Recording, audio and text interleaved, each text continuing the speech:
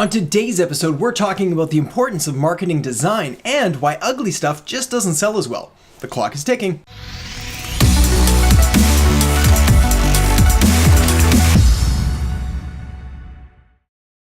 Alright, you can't fight human nature.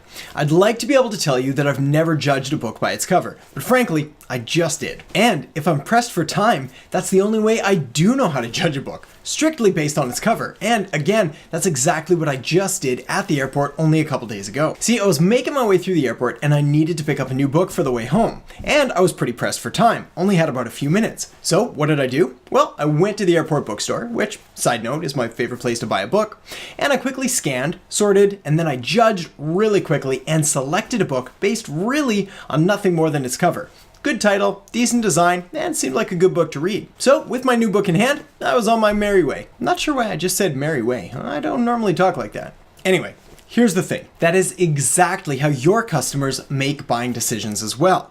Now, obviously, the time that they're going to spend deciding is going to vary depending on the cost involved, with a more expensive product or service indicating that they're going to spend a little bit more time, and a less expensive service that they're going to spend a little less time or make more of an impulse decision. But again, they're going to scan, they're going to sort, they're going to judge, and then they're going to select. And it often happens really, really quickly. And it often happens based on little more than the cover or that initial marketing that you put out there, which again emphasizes the importance of having really good initial marketing materials. So my point is this: why not give yourself every advantage in the game by investing in good design and making your stuff pretty or more desirable to your customers? Yes, this is going to take more time, more energy, and more money, but good design can provide a real and tangible and sizable return on investment for you and your business. Because frankly, ugly stuff don't sell.